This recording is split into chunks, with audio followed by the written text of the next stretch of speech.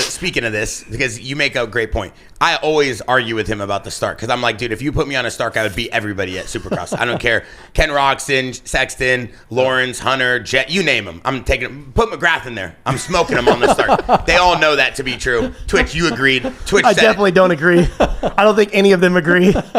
Okay, well, they all would say probably. I would assume they would. We all beg to differ, but okay.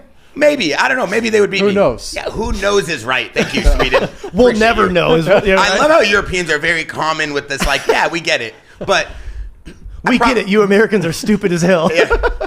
You know what I'm saying. You put me on a Stark, I'm smoking everybody that's not maybe those guys then. Those guys are fast.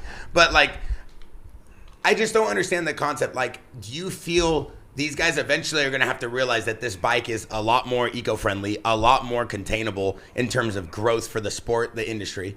Like Twitch built a compound at his house. He's probably the only guy I know that would invest like $1 million into dirt. This guy literally he's got forest trees from like the Amazon that are legally allowed to be imported. He's paid all his taxes and tariffs. But he's got the craziest thing at his house where he built like a compound for his whole team and all his friends and his DBK brand, and we put a Jaxxon Santo Studio gym in there, and it's awesome. Like, and I can imagine you being like, yo, I spent all this money, I don't need my neighbors freaking out on me over the noise. Mm-hmm. But like, do you feel that eventually motocross, supercross, all these industries are eventually going to have to transfer over, or do you feel like that barrier, that bridge is going to be a long time coming? You know, I think the transition will happen. I don't know, like, it's hard to say like everything will change to electric.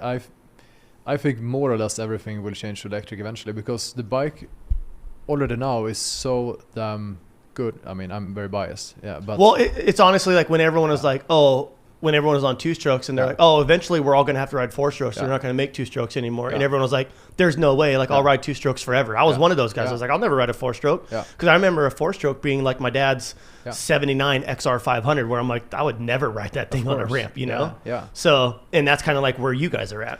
Yeah, I mean, like the bike now is really good, but give us, 10 more years and it's going to be insane. Mm-hmm. Like the difference, we're investing so heavily in R&D. Like we have, out of the 150 people in the office, 85 are in R&D and they are fully focused on innovation. So like, we have a product today that I think is amazing, but if you take 10 years from now, like it's going to be uncomparable